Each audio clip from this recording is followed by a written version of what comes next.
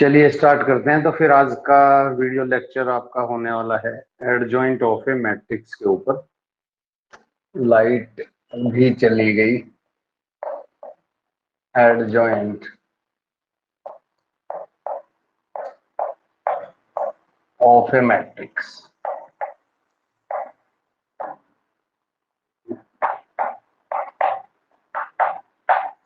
तो अगर एडजॉइंट का जहां तक सवाल है, किसी भी स्क्वायर मैट्रिक्स के करस्पॉन्डिंग ही हम एडजॉइंट ऑब्टेन कर सकते हैं। यानी कि जो एडजॉइंट हम निकालेंगे वो किसी स्क्वायर मैट्रिक्स के ही करस्पॉन्डिंग होगा। ठीक है, तो स्क्वायर मैट्रिक्स यानी कि number of row number of column equal होने वाले हैं। उसके बाद सवाल ये उठता है कि एडजॉइंट आखिर होता क्या है। तो एडजॉइंट के बारे में कह रहे हैं कि it is nothing but it is A transpose of A matrix obtained from cofactors. तो एडजॉइंट के बारे में कह रहे हैं कि it is transpose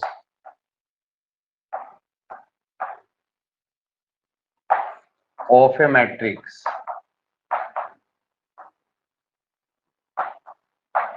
obtained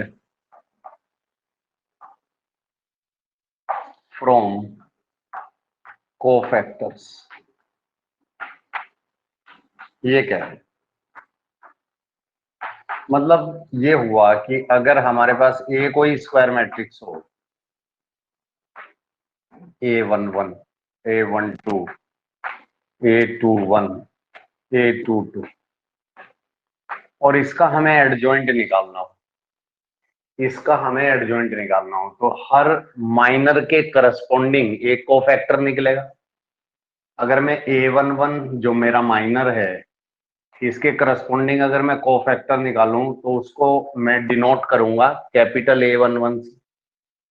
similarly A12 जो माइनर है इसके करस्पॉन्डिंग कोफैक्टर को डिनोट करेंगे कैपिटल A12 से। इसी तरीके से A21 जो माइनर है इसके करस्पॉन्डिंग कोफैक्टर हम कैलकुलेट करेंगे, उसको डिनोट करेंगे कैपिटल A21 से। और सिमिलरली A22 माइनर के करस्पॉन्डिंग जो कोफैक्टर हम डिनोट करेंगे वो A22 को। तो हमारा एडजॉइंट ऑफ ए क्या होगा? एडजॉइंट ए वो कुछ इस तरीके से होगा A11, A12, A21 और A22। और इसका क्या करना पड़ेगा? हमें ट्रांसपोज करना पड़ेगा। ट्रांसपोज के बारे में तो आपको बहुत अच्छे से पता है कि रो और कॉलम को जस्ट इंटरचेंज करना है। तो फाइनली एडजॉइंट ए हमारी जो मैट्रिक्स हमें दिखाई देगी after transpose, first row first column बनेगी, सेकंड रो सेकंड कॉलम बनेगी। तो ऐसा नजर आएगा ट्रांसपोज।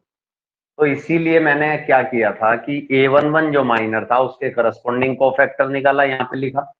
A12 जस्ट इसके नीचे लिखा। हालांकि इसकी जो पोजीशन है वो यहाँ पे है, लेकिन मुझे ट्रांसपोज भी तो करना है ना। तो हम क्या करेंगे, सीधा इस तरीके से प्रैक्टिस करेंगे कि ऐसे हम कैलकुलेट करें A11, A12, फिर अगर 3/3 है तो A13। सिमिलरली यहाँ पे, और हम यहाँ पे डाउनवर्ड एरो लगाएंगे और इस पूरे कॉलम को उठा के यहाँ पे पेस्ट कर देंगे। इस पूरे कॉलम को उठाएंगे यहाँ पे पेस्ट करेंगे। तो इससे फायदा क्या होगा? इससे फायदा ये होगा कि ये वाला जो स्टेप है ना वो स्किप हो जाएगा, ये वाला, और हमारा टाइम भी बचेगा। तो दो फायदे होंगे और सीधा हम एडजॉइंट ए पे पहुंच जाएंगे। ठीक है, तो क्या कहा जा रहा? ये कह रहा है कि इट इज, ये मैंने क्या लिख दिया, it is transpose of A matrix. वो ये कह रहा है कि भाई ये एक मैट्रिक्स का ट्रांसपोज है। अब वो मैट्रिक्स कैसी है, कहां से बनी, कैसे आई? Obtained from cofactors. वो कोफैक्टर से जो हमारी मैट्रिक्स बनेगी हमें उसका ट्रांसपोज करना होगा। तो कोफैक्टर हमने कैलकुलेट किए, उससे जो मैट्रिक्स बनी वो ये है। इसका हमें क्या करना होगा? ट्रांसपोज करना होगा। और ट्रांसपोज करने के बाद जो मैट्रिक्स हमें मिलती है that is known as adjoint of A. तो मेरे ख्याल से क्लियर हो गया हो। Yes sir. ठीक है, यस सर। तो ये तो था हमारा किसी भी स्क्वायर मैट्रिक्स का हम ट्रांसपोज निकालें कैसे। अब आगे बढ़ते हैं इसमें। तो यहाँ पे छोटी छोटी एक थ्योरम है, एक दो थ्योरम्स हैं, उसको जरा हम देखते हैं, और वो काफी इंपॉर्टेंट रिजल्ट्स हैं और वो आपको याद भी रखने होंगे। पहला रिजल्ट क्या है? पहला रिजल्ट में ये कहते हैं कि A into adjoint A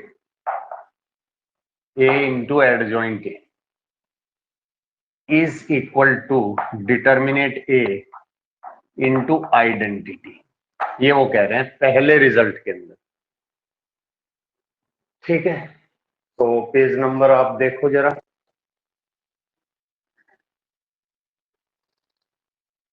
page number 127 के ऊपर फॉरम 1, बॉटम बॉटम में जब जाओगे तो वहां पे आपको एक थ्योरम नजर आ रही होगी, फॉरम 1। तो वहां ये इस रिजल्ट को दिया गया है। ठीक है, तो यहाँ पे हम एक मैट्रिक्स कंसीडर करते हैं, एक मैट्रिक्स कंसीडर करते हैं, और वो मैट्रिक्स है 2 3 1 4। ये हमने एक 2x2 की मैट्रिक्स ली, स्क्वायर मैट्रिक्स है, ऑर्डर 2x2 है। वेरीफाई करने की कोशिश करते हैं कि क्या ये रिजल्ट वेरीफाई होता है या नहीं होता है। किन किन चीजों की जरूरत पड़ेगी? एडजॉइंट तो निकालना ही निकालना, ए हमारे पास ऑलरेडी गिवन है, दोनों की मल्टीप्लाई करेंगे, ए इंटू एडजॉइंट ए की, तो हमारी लेफ्ट हैंड साइड आ जाएगी। राइट हैंड साइड में हमें डिटर्मिनेट ए की जरूरत पड़ेगी, तो हम दी गई मैट्रिक्स की एक डिटर्मिनेट बना लें और उसको इवेल्युएट भी कर लें। तो एक नंबर होता है ना, तो क्या मिलने वाला है? 8 - 3 यानी कि 5 मिलने वाला है। ठीक, आइडेंटिटी के बारे में तो मालूम ही है, 2x2 की एक आइडेंटिटी कंसीडर करेंगे। सीधा लेफ्ट साइड में आते हैं और कोफैक्टर कैलकुलेट करते हैं। तो यहाँ पे हम लिखेंगे कंप्यूटिंग कोफैक्टर्स। तो हम यहाँ पे जो कैलकुलेशन कर रहे हैं वो कोफैक्टर्स की कर रहे हैं। सबसे पहले A11 निकालेंगे। कैसे निकलेगा कोफैक्टर? इसकी प्लेस वैल्यू का ध्यान रखना है, यहां से भी ध्यान रख सकते हो। 1 और 1 कितने होते हैं? 2, और 2 क्या है? इविन, और इसका प्लेस भी इविन ही है, तो या तो यहां से ले लो या वहां से साइन ले लो। तो पॉजिटिव, इसको छोड़ दो, इस रो को जिसका ये एलिमेंट है, और इस कॉलम को छोड़ दो, तो क्या मिलेगा? 4। ठीक, इसके नीचे मैं A12 निकालूंगा। A12 यानी ऑड प्लेसेस वाली कोफैक्टर की मैं बात कर रहा हूँ, इसके करस्पॉन्डिंग इसको छोड़ दो, इसको छोड़ दो, 1, और इसकी वजह से -1। -1। फिर यहाँ पे हम निकालेंगे A21। इसका ध्यान रखना, ऑड नंबर बन रहा है, दोनों का एडिशन, इसके करस्पॉन्डिंग छोड़ा, इसको छोड़ा 3, और इसकी वजह से नेगेटिव। फिर -3। हाँ A22, तो इसके करस्पॉन्डिंग इसको छोड़ो, इसको छोड़ो, ये ठीक हो गया यहाँ तक। ओके, अब A इंटू एडजॉइंट ए कर रहे हैं, तो चलिए सबसे पहले एडजॉइंट ए निकाल लेते हैं। वो स्टेप जो हमने स्किप किया, यहां से सीधा कॉलम उठाएंगे, यहाँ पे पेस्ट करेंगे, तो 4 - 1। सीधा कॉलम उठाओ, यहाँ पे पेस्ट करो। अगर मैट्रिक्स 2x2 की है तो इसके अंदर और इसके अंदर हम क्या देख रहे हैं? क्या हम कुछ ऐसा नहीं देख रहे कि ये जो मेन डायगोनल के एलिमेंट थे ये रिवर्स हो गए और इनके साइन चेंज हो गए, दोनों पॉजिटिव थे, दोनों निगेटिव हो गए। Yes yes sir. तो ये बात ध्यान रखना, इससे 2x2 में बहुत आसानी आपको मिलेगी। अब हमें परफॉर्म करना है इसकी लेफ्ट हैंड साइड, और लेफ्ट हैंड साइड क्या है हमारी? A इंटू एडजॉइंट तो चलिए देख लेते हैं क्या आने वाला है। A है हमारी 2 3 1 4। बात अगर हम एडजॉइंट A की करें तो जस्ट अभी अभी कैलकुलेट करी, 4 - 3 -1 और 2, दोनों की प्रोडक्ट करके देखते हैं क्या मिलेगा। फर्स्ट रो फर्स्ट कॉलम के साथ जाएगी पहले, तो 8 और -3, तो 8 -3। फिर सेकंड कॉलम के साथ जब जाएगी तो -6 + 6। पहली रो का काम खत्म हो गया, सेकंड रो को उठा लो और सेम प्रोसेस को रिपीट करो। ये 4 के साथ मल्टीप्लाई होगा, 4 -1 के साथ, पहले कॉलम में हो चुकी। अब सेकंड कॉलम में मल्टीप्लाई करेंगे तो -3 और क्या मिलेगा, +8। अब जरा इसको रिड्यूस करके देखते हैं, देखो क्या मिलता हुआ नजर आ रहा, 5 0 0 5। ठीक, ये मिल गया हमें। अब हम राइट हैंड साइड की बात कर लेते हैं और इसको बोल देते हैं इक्वेशन नंबर 1। अब आ जाओ राइट हैंड साइड में। क्या है भाई right hand side, determinate A into identity. Determinate ए की वैल्यू आपने पहले ही कैलकुलेट कर लिया 5, और ये रही 2/2 की आइडेंटिटी 1 0 0 1। अब इसकी मल्टीप्लाई जब इस मैट्रिक्स के साथ करोगे तो प्रत्येक एलिमेंट में करोगे, each and every element is multiplied by 5। ये बात तो सही है, स्केलर मल्टीप्लीकेशन है, सभी एलिमेंटों में मल्टीप्लाई करोगे तो आपको कुछ ऐसा दिखेगा, और इसको नाम दिया इक्वेशन नंबर 2। क्या इक्वेशन 1 और 2 से हम ये बात कह सकते हैं कि बोथ आर आइडेंटिकल? और अगर ऐसा कह सकते हैं Yes, तो फिर हम ये भी तो कह सकते हैं ना कि left hand side is equal to right hand side. और अगर ऐसा है तो इसका मतलब ये थ्योरम जो है वो वेरीफाइड है, हेंस द रिजल्ट। यस।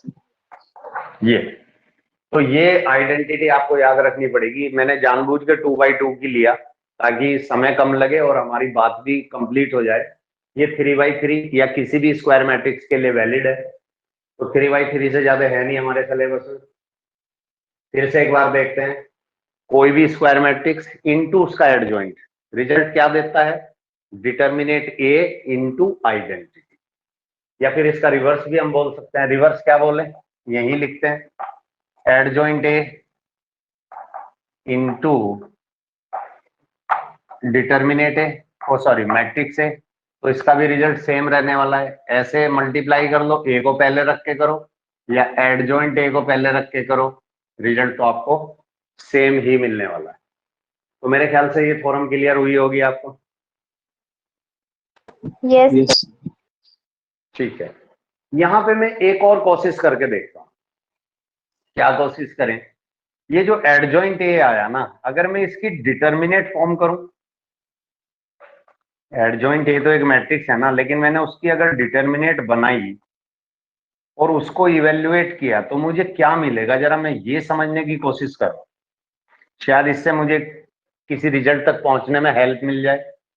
तो क्या मिला भाई यहां से, 8 + 3 कितना हो गया, 11। 11 हो गया, ठीक है, ओके। -3 क्या चीज, ओ yes yes yes, 5 5 5, yes yes yes yes, my mistake. Okay, यहां आ गए। अब आप ये देखो कि क्या मैं इसको कुछ ऐसा लिख सकता हूं क्या कि 5 का स्क्वायर -1? पहले ये बताओ, बात तो एक ही है।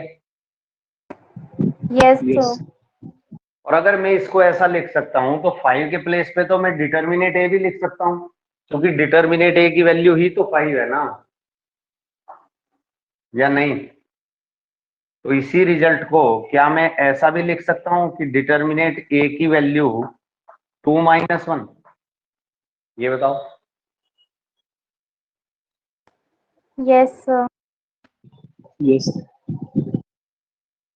और क्या ये बात सही नहीं है कि इस मैट्रिक्स ए का ऑर्डर 2/2 था?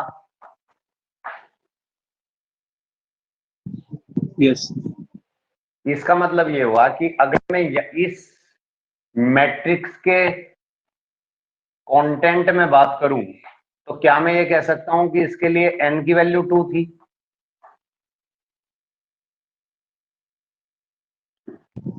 Yes, sir.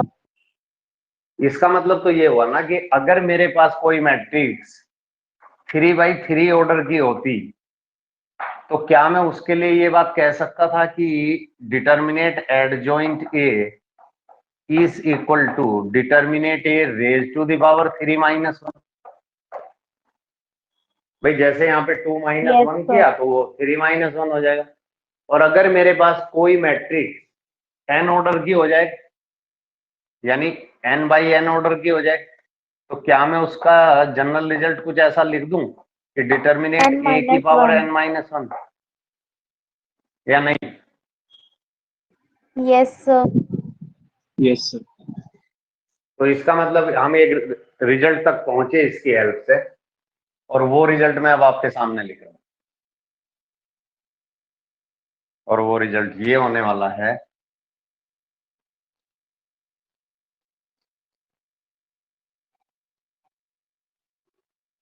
वो रिजल्ट होने वाला है कि अगर हमारी ए कोई मैट्रिक्स n/n ऑर्डर की हो और यहां मुझे एडजॉइंट ए निकालने का मौका मिले और उसकी मैं डिटर्मिनेट तैयार करूं, तो उसका जो रिजल्ट आएगा वो आएगा determinant A raise to the power n-1। तो ये एक जनरल रिजल्ट है जहां n किसको रिप्रेजेंट करता है? Order of the matrix A को। सही बात है। Yes. यहीं अगर मैं ऐसा कर दूं कि a इंटू एडजॉइंट ए की डिटर्मिनेट तैयार करें, मतलब एक तरीके से मैंने डिटर्मिनेट ए की मल्टीप्लाई की, तो इधर भी तो कर दूं ना, कोई इश्यू नहीं है। डिटर्मिनेट ए इंटू डिटर्मिनेट ए की पावर n-1। भाई देखो, अगर मेरे पास दो डिटर्मिनेट प्रोडक्ट में हो तो इसका रिजल्ट होता है determinate A into determinate B, ये रिजल्ट होता है। यानी कि दो मैट्रिक्स अगर प्रोडक्ट में हो, उसकी अगर हम डिटर्मिनेट बनाए तो उनकी इंडिविजुअल डिटर्मिनेट की प्रोडक्ट के इक्वल होता है। उसी से मैंने ये रिजल्ट तैयार किया। तो ये वैल्यू और ये वैल्यू सेम है, इसकी पावर 1 है। तो क्या ऐसा नहीं होता है कि x इंटू, अगर मैं x² लिखूं या सिंपली कुछ ऐसा लिख दूं, x की पावर मान लिया n हो, तो इसका रिजल्ट x की पावर n+1 होना चाहिए, यानी एक पावर बढ़ जाएगी। और अगर Yes. ये सही है, ये सही है, तो फिर ये भी तो रिजल्ट सही है ना कि इसका रिजल्ट होना चाहिए n⁻n। भाई एक पावर बढ़ गई इसकी, वो कैंसिल हो जाएगा। तो यहां से मुझे दो रिजल्ट मिले। एक रिजल्ट मुझे मिला ये वाला, ये लिखा हुआ है, और अगर a इंटू एडजॉइंट ए है तो उसका रिजल्ट क्या होगा? ए डिटर्मिनेट ए की पावर n। दोनों रिजल्ट बहुत इंपॉर्टेंट है और आपको याद रखने पड़ेंगे, और दोनों रिजल्ट आपको दिखाई देने वाले हैं पेज नंबर 129 के ऊपर। अब जरा 129 पे आप आ जाओ। 129 के ऊपर जहां थ्योरम 4 लिखी हुई है, उसके ऊपर वाली लाइन पे आओ, और वो लिखता है कि if A is a square matrix of order n, then adjoint A, determinant of adjoint A is equal to determinant A raise to the power n-1। क्या ये लाइन, आप इस लाइन तक पहुंचे आप? Yes, sir. Yes. ठीक है। अब इसी थ्योरम के नीचे आ जाओ जरा आप, दो लाइन छोड़ के, प्रूफ जहां है दो लाइन छोड़ के, जहां 9 से स्टार्ट हो रहा है, 9 NOW, इस लाइन में थोड़ी सी एंट्री करो, और यहां पे ध्यान से देखो आप, determinant A B is equal to determinant of identity matrix. ठीक, दोनों की डिटर्मिनेट अलग कर दी गई, इज इक्वल टू 1 आ गया, क्योंकि आइडेंटिटी क्या वैल्यू देगी? 1 देगी ना। अगर आइडेंटिटी मैट्रिक्स को डिटर्मिनेट में बदल दिया जाए तो क्या वैल्यू देगी? 1 देगी। ठीक है, यहां से हम एक रिजल्ट पे पहुंच जाते हैं, और वो रिजल्ट ये है,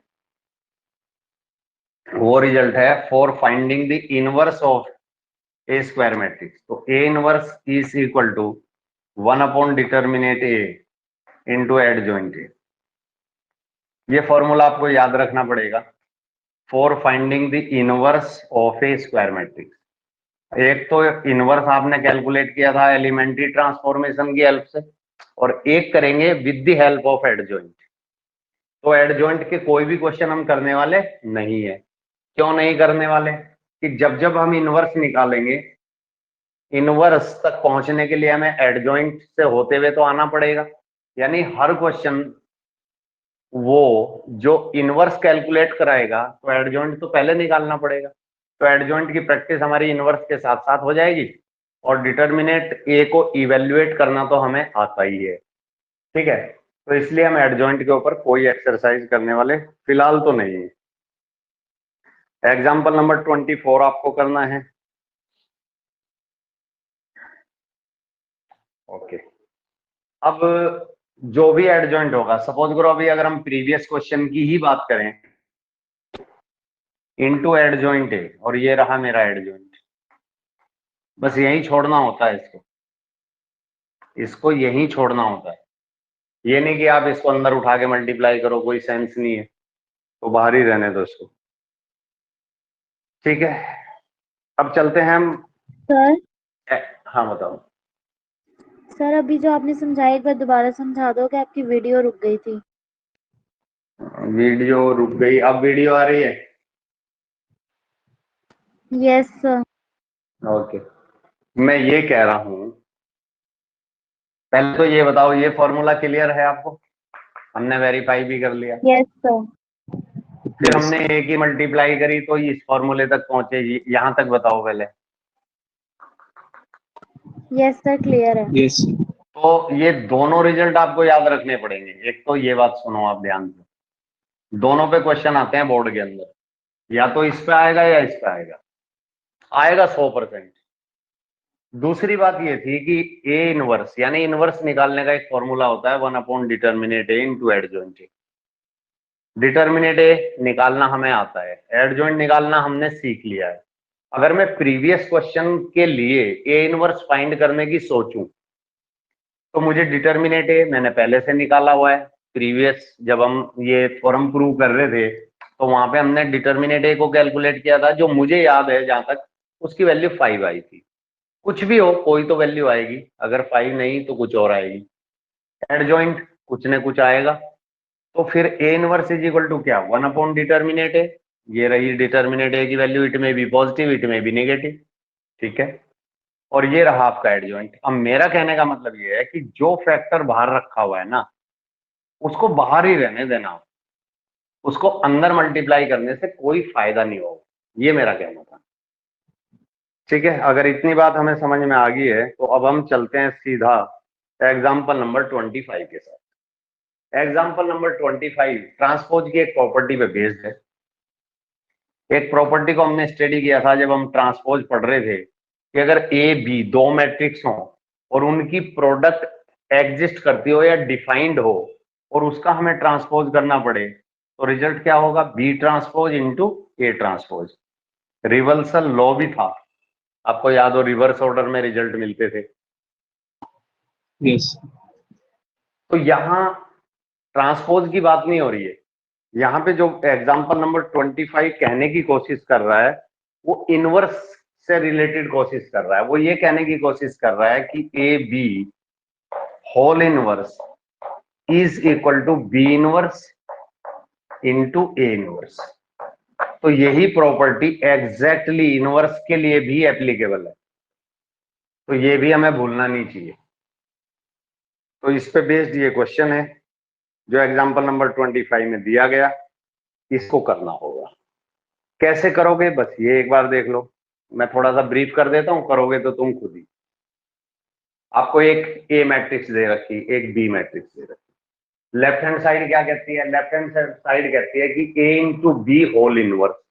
तो जैसे ही आपने ए इंटू बी किया, आपको एक मैट्रिक्स मिल जाएगी, रिजल्टेंट मैट्रिक्स जिसको कहा जाता है, या नहीं मिलेगी? Yes, sir. मिलेगी। Yes sir. यानी कि जो ए इंटू बी मिला ना आपको, एक तरीके से ये एक मैट्रिक्स है। इस मैट्रिक्स को कुछ नया नाम भी आप दे सकते हो। मान लिया मैं इसको सी मान लेता हूं, अगर आपको ए बी से परेशानी है। अब सवाल ये है कि इसका इनवर्स निकालना। इसके इनवर्स का मतलब क्या है? सी इनवर्स का मतलब क्या? सी इनवर्स का मतलब ये है ना कि 1 डिटर्मिनेट सी इंटू एडजॉइंट सी। या मैं कुछ गलत लिख रहा हूं? सर सही लिख रहे हो। भाई मेरे लिए ए इंटू बी एक मैट्रिक्स है, मैं उसके रिजल्ट को देखता हूं। मुझे ए इंटू बी से कोई लेना देना नहीं, कोई दोस्ती नहीं है इसके साथ। मुझे तो रिजल्ट से मतलब है। तो रिजल्ट एक मैट्रिक्स है, और किसी भी मैट्रिक्स का इनवर्स निकालना तो हमें आता है ना भाई। 1 डिटर्मिनेट ए का मतलब वो मैट्रिक्स जिसका हम इनवर्स निकालने की कोशिश कर रहे हैं या इनवर्स निकालना चाहते हैं। यहाँ वो ए है, वहां वो सी है, तो ए के प्लेस पे सी आ जाएगा, कोई इशू नहीं है। इनटू एडजॉइंट सी, और एडजॉइंट निकालना भी हमने सीख लिया। कोफैक्टर निकालेंगे और ट्रांसपोज करेंगे। ठीक है, कोफैक्टर निकालने के पैटर्न में ही हमने चेंज कर दिया। हम वर्टिकली निकालेंगे और सीधा उस कॉलम को उठा के पेस्ट करेंगे। तो एक स्टेप जो हमें ट्रांसपोज वाला मिलता है वो हमारा स्किप हो जाएगा, और गलती के चांस भी नहीं होंगे। कई बार प्रेशर इतना होता है कि हम ट्रांसपोज करना ही भूल जाते हैं। तो ये दो फायदे होने वाले हैं। तो ये हमें मिल जाएगा, कोई इशू नहीं है। इससे क्या होगा? इससे एक मैट्रिक्स कुछ इस तरीके से नजर आएगी आपको। ए इनवर्स यानी कि सी इनवर्स जो आपको मिलेगा कुछ ऐसा नजर आएगा। बाहर कोई फैक्टर बैठा होगा, ये भी हो सकता है कि बाहर 1 बैठा हुआ हो, तो सीधा यही दिखाई देने लगेगा। और इसकी वैल्यू अगर कुछ और है तो जो भी होगी वो यहाँ पे विजिबल होगा। कहने का मतलब ये। अब आ जाते हैं राइट हैंड साइड में। तो राइट हैंड साइड क्या कह रही है? राइट हैंड साइड में आपको दो काम करने पड़ेंगे। आपको बी इनवर्स निकालना पड़ेगा अलग से। ऐसे ही कुछ नजर आएगा आपको, यहाँ पे कुछ कोई कांस्टेंट बैठा होगा और ये कोई मैट्रिक्स आ जाएगी। इसी तरीके से आप ए इनवर्स निकालोगे, फिर यहाँ पे कोई कांस्टेंट बैठा होगा और कोई मैट्रिक्स आ जाएगी आपकी। ठीक है, फिर आप क्या करोगे कि B inverse into A inverse करोगे। यार बी इनवर्स और ए इनवर्स कुछ आफत थोड़ी है हमारे लिए। तो रिजल्ट क्या मिलेगा? रिजल्ट मिलेगा हमें K1 K2, और इन दोनों मैट्रिक्स की प्रोडक्ट करके फिर कोई नई मैट्रिक्स आ जाएगी। ए इनवर्स को आप कैसे देखते हो? मुझे तो एक मैट्रिक्स दिखती है, आप अपना बताओ। Yes, sir. Matrix. Yes sir matrix. और इन दोनों को जब मल्टीप्लाई करोगे तो फिर कोई नया कांस्टेंट जन्म ले लेगा। यानी कुल मिला के बी इनवर्स ए इनवर्स का फाइनल रिजल्ट कुछ हमें ऐसा ही मिलेगा। 1/k, या यहाँ पे सिंपली मैं k लिख देता हूँ। इन फ्रैक्शन आल्सो, फ्रैक्शन में भी हो सकता है। और यहाँ एक मैट्रिक्स मिलेगी और इसको हम बोलेंगे इक्वेशन नंबर 2। और जब हम टैली करेंगे तो हमें इक्वेशन नंबर 1 और इक्वेशन नंबर 2 एग्जैक्टली इक्वल दिखाई देगी। तो ये था पूरा एल्गोरिथम जो हमें खुद से करना होगा। राइट हैंड साइड में डबल मेहनत है क्योंकि 2 बार इनवर्स निकालना पड़ेगा। लेफ्ट हैंड साइड में एक बार प्रोडक्ट करनी है, प्रोडक्ट करने के बाद जो मैट्रिक्स आएगी उसका इनवर्स निकालना है। तो ट्राई कर सकते हो आप, कर लोगे ना? Yes, sir. हाँ, और ट्राई करके ये मुझे भेजना भी है। अब आप आ जाओ क्वेश्चन नंबर 26 पे, और इस पे स्टार मार्क कर लो जरा। स्टार मार्क करने का ये बिल्कुल मतलब नहीं होता कि यही क्वेश्चन आएगा, लेकिन इसी पैटर्न पे मैक्सिमम हर साल क्वेश्चन पूछा जाता है। स्टार मार्क का ये मतलब है कि ये इसका जो एल्गोरिथम है हमें अच्छे से समझना है, और एक इम्पोर्टेंट क्वेश्चन है। तो यहाँ पे क्या कहा गया है? यहाँ पे ये कहा गया एक मैट्रिक्स दी जा रही है आपको, लिख देता हूं क्या दी जा रही है। 2 3 1 2 ये दिया गया, और कह रहा कि ये इस इक्वेशन को सेटिस्फाई करती है। a² - 4a plus identity is equal to क्या? Null matrix. जीरो मत पढ़ना इसको। तो कह रहा है कि भाई इस रिलेशन को यूज करते हुए आपको निकालना है क्या? A inverse. ये आपसे पूछा जा रहा है, ठीक है। यहाँ पे ए मालूम है कौन है, ये मैट्रिक्स है, और इसको ये कह रहा कि सेटिस्फाई करती है। इसका मतलब क्या, इसका मतलब ये कि लेफ्ट हैंड साइड और right hand side exactly equal है, तो मुझे तो ए स्क्वायर की जरूरत पड़ेगी ना। तो भाई ए स्क्वायर निकालोगे कैसे, ए इंटू ए करके निकालेंगे। ए इंटू ए का मतलब क्या है, ए को ए से ही मल्टीप्लाई करना है, और तो कोई इसका मतलब मुझे तो समझ में नहीं आ रहा है। आपको भी कुछ ऐसा ही लग रहा है, ऐसा ही होना चाहिए या कुछ यस सर। ठीक है, चलो तो ए स्क्वायर तक पहुंचने की कोशिश करते हैं। ए को ए से मल्टीप्लाई किया गया फर्स्ट रो फर्स्ट कॉलम के साथ, तो 4 + 3, फिर आपको दे देगा 6 + 6। सेकंड रो को उठा लेते हैं, 2 + 2, और यहां से क्या मिला, 3 + 4, ये मिल गया। थोड़ा सा समराइज किया गया तो यहां से हमें क्या मिलेगा, यहां से मिलेगा 7, 12, 4 और 7, ये मिला। ए स्क्वायर तो मिल गया, और हमें क्या चाहिए, 4a चाहिए। चलो 4a भी कैलकुलेट करते हैं। 4a, तो a के सभी एलिमेंटों को 4 से मल्टीप्लाई कर दो, 8, 12, 4 और 8, तो 4। बात अगर हम आइडेंटिटी की करें तो 2/2 की आइडेंटिटी कंसीडर कर लो, सबको इस इक्वेशन में डाल देते हैं। ए स्क्वायर का मतलब 7, 4, 12, 7, माइनस 4a का मतलब 8, 4, 12, 8, और प्लस आइडेंटिटी, ये रही आपकी आइडेंटिटी 2/2 ऑर्डर की। और इसका रिजल्ट क्या है, एक नल मैट्रिक्स है, तो नल मैट्रिक्स भी ले लेते हैं 2/2 ऑर्डर की। क्यों ली मैंने 2/2 ऑर्डर की, कि जब मैं लेफ्ट हैंड साइड को सम अप करूंगा, लेफ्ट हैंड साइड को जब मैं सम अप करूंगा तो मुझे मिल जाना चाहिए राइट हैंड साइड। पहले वेरीफाई कर लेते हैं। उसने कहा कि ये इसको सेटिस्फाई करता है, सेटिस्फाई करता है कि नहीं करता, पहले लेफ्ट साइड को कंक्लूड करते हैं। अगर राइट तक पहुंच गए तो सेटिस्फाई करता है, फिर इस रिलेशन को यूज करते हुए ए इनवर्स तक पहुंच जाएंगे। तो देख लेते हैं, हम यहाँ से 7 से चले, माइनस साइन होते हुए यहां तक आए, तो अपने हाथ में क्या मिला, यहां तक जहां पे मेरी चौक रखी हुई है -1, -1, और +1 से होते हुए 1 तक गए, तो कुछ हाथ में रहा क्या, 0, 0। मतलब जो हाथ में था वो भी फिसल गया, ये कहने की कोशिश कर रहे हो तुम। चलो +12 से चले, माइनस होते हुए यहां तक आए, यही 0 हो गए हम तो, और प्लस होते हुए आगे किस्मत ही खराब थी, 0 ही बैठी हुई थी। चलो भाई फर्स्ट रो का काम हो गया। 4 से चले, माइनस होते हुए 4 तक 0, पहुंचे, यही 0 हो गए, और आगे फिर किस्मत खराब, फिर से 0 बैठी हुई है, कुछ हाथ पल्ले नहीं लगा। 7 से चले, माइनस होते हुए यहां तक आए, खुशी हुई कि चलो -1 रुपया कर्ज हो गया, प्लस होते हुए यहां तक आए, सब कुछ खत्म हो गया 0, यूक्रेन की तरह। और इसी को बोलते हैं दुनिया वाले ओ null null matrix. Matrix. Null matrix यानी कि वेरीफाई तो हो गया, वेरीफाई तो हो गया, और ऐसा क्वेश्चन हम पहले भी कर चुके हैं, तो यहाँ तक तो हमारे लिए कुछ भी नया नहीं था।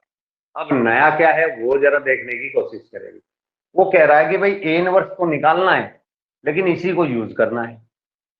आपको अलग से ए इनवर्स नहीं निकालना कि मैट्रिक्स दे दी और ए इनवर्स यानी कि कोफैक्टर निकाल के ए इनवर्स निकाल लिया, वो वैसा बिल्कुल नहीं करना, इसी का इस्तेमाल करना है। चलो भाई इसी का करेंगे। ये है a² - 4a plus identity is equal to null matrix. ये बात प्रूव हो चुकी है। हमने क्या किया यहाँ पे, हमने क्या किया, ए इनवर्स की प्री मल्टीप्लाई करी, ए इनवर्स की प्री मल्टीप्लाई करी, तो ऐसा कुछ नजर आएगा। प्री मल्टीप्लाई बोल रहा हूं तीसरी बार, समझ गए मैं क्या कहने की कोशिश कर रहा हूं, यस सर। यस, क्या कहने की कोशिश की गई। प्री मल्टीप्लाई का मतलब ए इनवर्स को पहले रखना है, यानी कि फ्रंट से मल्टीप्लाई हो रही है, तो फ्रंट में ही रहेगी इसकी लोकेशन या फिर पोजीशन। ए स्क्वायर का मतलब तो हमने पढ़ लिया था कि ए इंटू ए होता है, या नहीं? और किसी भी मैट्रिक्स को, यस किसी भी मैट्रिक्स को अगर उसके इनवर्स से मल्टीप्लाई करें तो जय भाई आइडेंटिटी मिलेगी कि नहीं मिलेगी? ठीक है। यस और आइडेंटिटी तो किसी के साथ मल्टीप्लाई हो कोई उसका फर्क ही नहीं पड़ता, आइडेंटिटी की मल्टीप्लाई का तो कोई फर्क ही नहीं पड़ता। और नल मैट्रिक्स तो एक ऐसी खतरनाक मैट्रिक्स होती है कि जिसके साथ भी मल्टीप्लाई होगी अपने जैसा बना देगी। ये बात भी बिल्कुल सही है। अब मुझे आप ये बताओ कि हमने एक एसोसिएटिव लॉ पढ़ा था, अगर तीन मैट्रिक्स मल्टीप्लाई में हो तो वो एसोसिएटिव लॉ को फॉलो करती है। मतलब ये हुआ कि तीन मैट्रिक्स हैं, उनकी प्रोडक्ट करनी है, तो पहली दो की कर लो, जो रिजल्ट आएगा उसके साथ तीसरी की कर लो, या फिर बाद की दो कर लो और जो रिजल्ट आएगा पहले के साथ मल्टीप्लाई कर लो, तो रिजल्ट सेम रहता है। अगर यहाँ पे मैं एसोसिएटिव लॉ का बेनिफिट उठाऊं तो इन दोनों को एक साथ मल्टीप्लाई कर लेता हूं, उसके बाद एक ही कर लूंगा। और जैसे ही मैंने इन दोनों को देखा तो याद आई कि यार ये तो आइडेंटिटी में बदल गया, 4i plus A inverse is equal to null matrix. ठीक है। और आइडेंटिटी की मल्टीप्लाई तो कोई फर्क नहीं डालेगी ना ए के ऊपर, तो हमारा सफर यहां तक का कंप्लीट हुआ। लेकिन अभी मंजिल हमें मिली नहीं है। मंजिल मिलेगी कैसे?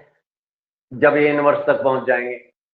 जिस भी फैक्टर की या जिस भी पैरामीटर की वैल्यू निकालनी होती है उसको तो हम लेफ्ट में रखते हैं ना इन जनरल, और बाकी की चीजों को राइट में ले जाते हैं। तो भाई हमें तो ए इनवर्स की तलाश थी, ए इनवर्स को तो लेफ्ट में रखा और बाकी चीजों को राइट में लेके गए। राइट में जब जाएंगे ये निगेटिव फैक्टर मैं पहले लिखना पसंद करूंगा, उधर तो नल मैट्रिक्स है, नल में तो सब जीरो, तो इसको लिखो या मत लिखो कोई इश्यू नहीं है। लेकिन ये उधर गया तो पॉजिटिव हुआ। मैंने नल मैट्रिक्स को लिखा भी नहीं, थोड़ा बड़ा करके लिख देता हूं, और माइनस ए, सही लिख रहा हूं। ये फैक्टर उधर गया पॉजिटिव और ये उधर गया निगेटिव। ठीक है।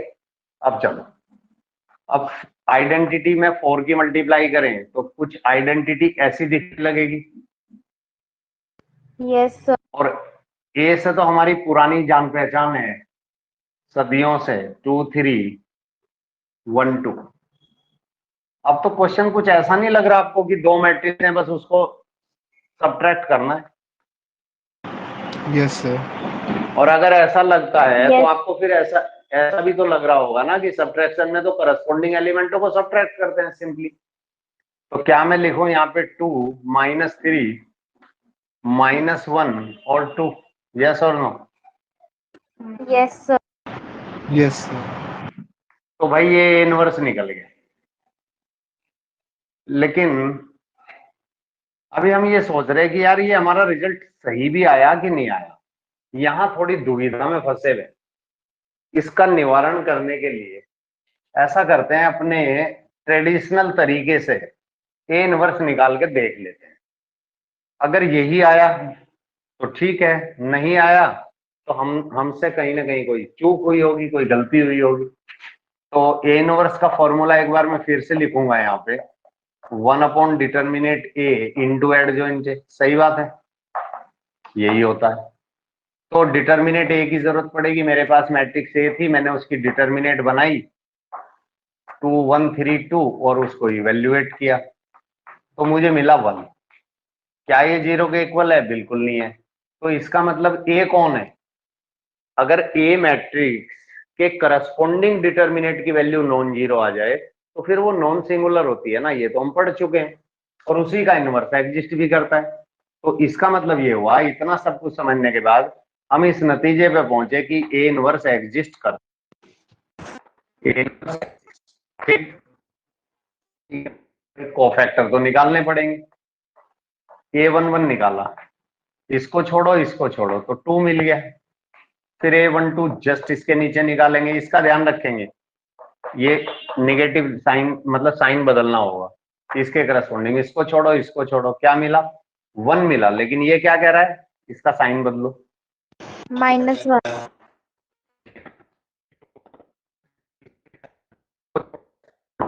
3, लेकिन इसने कहा इसका साइन बदलो। -3 बिल्कुल A22। इस एलिमेंट के करस्पॉन्डिंग 2, फिर एक डाउनवर्ड एरो लगाया। ओके, अब मैं सीधा ये सारी वैल्यू उठा के मतलब चलो मैं लिख ही देता हूँ एड जॉइंट ए, नहीं तो फिर क्या होता है ना, आपको भी ऐसी हैबिट पड़ जाती है।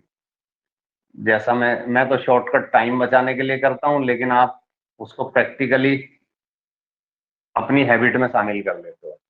अब मैं चलता हूँ ए इनवर्स निकालने के लिए। तो ए इनवर्स कहता है कि भाई 1/1 इंटू एड जॉइंट ए 2 -3 और -1 2। ठीक, 1/1 तो 1 ही होता है, ये इसका तो कोई इश्यू ही नहीं है। इसका मतलब ये हुआ कि 2 -3 -1 2 ये मेरा ए इनवर्स आया।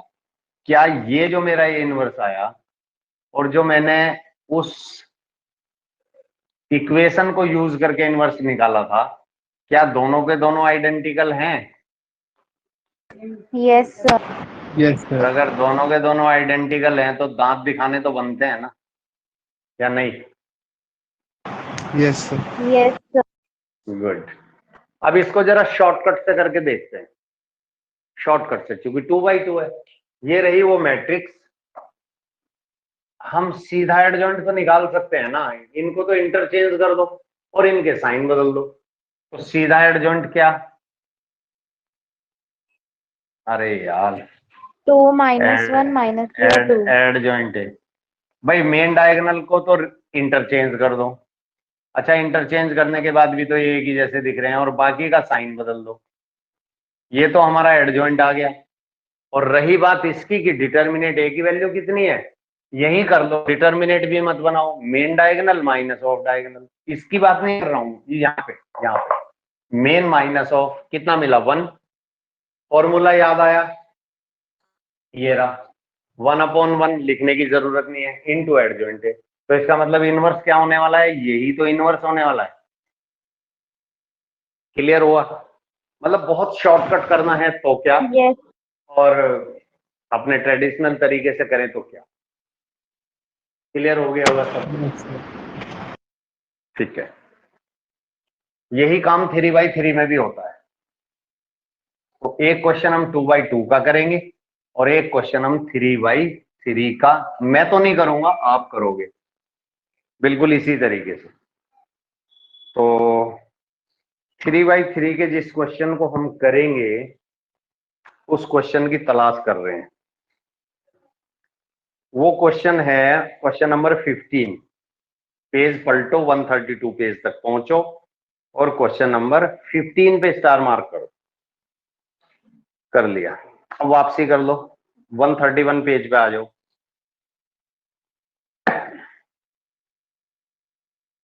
स्टार्ट करें। देखो, कहता है कि Yes. Find adjoint of each of the following matrices. नीचे क्वेश्चनों में कुछ मैट्राइसिस दे रखी है, मैट्रिक्स गिवन है, और आपको निकालना क्या है, एडजॉइंट निकालना है। और यार जब एडजॉइंट निकालोगे तो इनवर्स तक भी चले जाना, कोई इशू थोड़ी है, क्योंकि इनवर्स तक पहुंचने के लिए एडजॉइंट से होते हुए तो जाना पड़ेगा। तो क्वेश्चन नंबर 1 और 2 और साथ साथ वेरीफाई भी करना है आपको वो रिजल्ट जो हम ऑलरेडी कर चुके हैं। यानी कि क्या रिजल्ट था, ए इंटू एडजॉइंट ए या adjoint A into A is equal to determinant A into identity. तो ये काम करना है, काम बहुत हो गया आपके पास। 3-4 क्वेश्चन करना है। अब आप आ जाओ, इसमें भी वेरीफाई करना है। पहले में तो आपको जस्ट एडजॉइंट निकालना है। हम एडजॉइंट तो निकालेंगे ही निकालेंगे, साथ में ऊपर वाले दोनों क्वेश्चन के लिए नीचे जो थर्ड और फोर्थ के लिए कहा गया कि वेरीफाई करके देखो, हम पहले दो के लिए भी वेरीफाई कर लेंगे और साथ साथ इनवर्स भी निकालेंगे। तो काफी काम हो गया 4 क्वेश्चनों में करने के लिए। अब आगे बढ़ते हैं। 5 से लेके 11 तक के क्वेश्चनों के लिए कह रहा है कि इनवर्स निकालो। जब एडजॉइंट निकालना हमने सीख ही लिया तो इनवर्स कोई बड़ी चीज नहीं है। तो 10 क्वेश्चन यानी कि 5th 6th 7th 8th 9th 10th बहुत आसान है। क्वेश्चन नंबर 11 घबराने की बिल्कुल जरूरत नहीं है, ठीक है, बिल्कुल वैसे ही निकलेगा, कोई इशू नहीं है। क्वेश्चन नंबर 12 बिल्कुल वैसे ही करना है जो जैसे हमने जस्ट अभी अभी उसका पूरा एल्गोरिथम समझा था ना, जहां मैंने सी माना था, आपको याद आ रहा होगा। Yes. Yes, sir.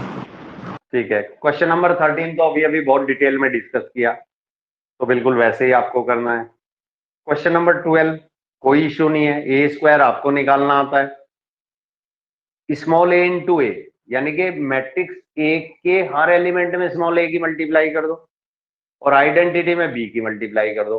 Left hand side को ऐड कर लो, ऐड करने के बाद नल मैट्रिक्स के इक्वल है, करस्पॉन्डिंग एलिमेंटों को इक्वेट करो, ए और बी तक पहुंच जाओगे। और क्वेश्चन नंबर 15 तो मैंने बोला ही है, उसी मेथड से करना, ए इनवर्स की प्री मल्टीप्लाई करना और उसके बाद ए इनवर्स तक पहुंच जाओगे आप। ठीक है, सिमिलर क्वेश्चन आपका 16 है, तो 15 और 16 को बहुत अच्छे से करना। अब आ जाओ आप क्वेश्चन नंबर 17 पे। 17 देखो क्या कह रहे हैं, इसमें कह रहे हैं कि let A B a non singular matrix. इसने इतनी बात बोली और हमारे दिमाग में ये मैसेज आया कि non singular matrix is a matrix whose corresponding determinant is non zero. सही बात है, ओके। ऑर्डर क्या दिया गया, 3/3, 3/3 ऑर्डर की है। तो ये कह रहा है कि डिटरमिनेट एडजॉइंट ए बताओ। तो भाई डिटरमिनेट एडजॉइंट ए का जो रिजल्ट होता है वो तो डिटरमिनेट ए की पावर n-1 होता है या नहीं? Yes, sir. Yes sir.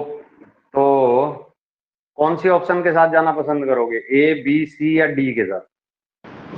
Sir, B. ठीक है, बिल्कुल ठीक है। क्वेश्चन नंबर 18 और ये लास्ट क्वेश्चन, इसमें कह रहा है कि A is A invertible matrix. Invertible means इसका इनवर्स एग्जिस्ट करता है और ऑर्डर इसका 2 है। तो कह रहा है कि determinant A inverse is equal to, यानी कि किसके इक्वल होगी? तो 1 अपॉन डिटरमिनेट ए के इक्वल होगी, 1 अपॉन डिटरमिनेट ए के इक्वल। मतलब आपसे ये कहा जा रहा, देखो लिखने लिखने का फर्क है। इसने पता क्या कहा, इसने कहा डिटरमिनेट ए इनवर्स। अगर इसको आप सिंबॉलिकल रूप में लिखोगे ना, तो इसका मतलब है कि जो ए इनवर्स है ना, ये कौन है? अच्छा, ए इनवर्स बताना जरा कौन है? 1 अपॉन एडजॉइंट ए। ना ना ना ना ना ना ना ना, ये यार एक मैट्रिक्स है ना, सिंपल। अरे रिजल्ट को Yes. देखो, रिजल्ट क्या कहता है? रिजल्ट क्या कहता है? एक मैट्रिक्स है ना। हम फॉर्मूले Yes, में sir. नहीं जा रहे हैं, हम तो ए इनवर्स देख रहे हैं। ए इनवर्स अगर कहीं दिखेगा तो एक मैट्रिक्स जैसा ही तो दिखेगा, और क्या दिखेगा? और उसकी बनानी है डिटरमिनेट, यानी कि ये हो गया एक तरीके से डिटरमिनेट ए इनवर्स। या इसको हम ऐसा भी लिख सकते हैं, डिटरमिनेट ए इनवर्स। डिटरमिनेट ए बनाओ, उसका इनवर्स निकाल लो, या पहले आप क्या करो, ए मैट्रिक्स का इनवर्स निकाल लो, उसका बाद में डिटरमिनेट बना लो, कोई फर्क ही नहीं पड़ता। ठीक है, और इसका मतलब इनवर्स का मतलब तो उल्टा होता है ना, 1 अपॉन डिटरमिनेट ए, ऐसे भी तो लिख सकते हैं। और अगर ऐसे लिख सकते हैं तो इसको वर्ड्स में कैसे लिखेंगे? डिटरमिनेट ए, सिंपल है ना। ये सिंबॉलिकल, ये वर्ड्स। तो यहाँ पे चूंकि वर्ड्स का खेल खेल रहा है, तो इसलिए 1 अपॉन डिटरमिनेट है। क्या ये बात समझ आई आपको, ये वाली? Yes sir. Yes, sir. एक ऐसा करना, एक 2/2 की मैट्रिक्स देखो, क्वेश्चन नंबर 5 देखो आप ध्यान से, देख लिया? ठीक है, क्वेश्चन नंबर 5 में आप क्या करोगे अलग से, ताकि ये आपके दिमाग में बैठ जाए। आप क्या करना, ए इनवर्स तो क्वेश्चन नंबर 5 में निकाल ही लोगे, वो तो निकालना ही निकालना है। फिर उसकी जो भी आपका मैट्रिक्स आएगी ना, इनवर्स क्या है, ये इनवर्स आ गया मान लिया, ठीक है ना। इसका आप क्या करोगे, इसकी बना दो डिटरमिनेट, इसकी डिटरमिनेट बना दी, सही है, ओके। तो इसको इक्वेशन नंबर 1 मान लेना। फिर आप क्या करना, जो ए मैट्रिक्स दे रखी उसकी डिटरमिनेट बना लेना, और डिटरमिनेट बनाने के बाद उसका इनवर्स निकालना। अब आप कहोगे डिटरमिनेट का इनवर्स थोड़ी निकलेगा यार, एक्चुअली मैट्रिक्स का इनवर्स निकल रहा है कुल मिला के। बात ये, इनवर्स तो मैट्रिक्स का ही निकलेगा ना।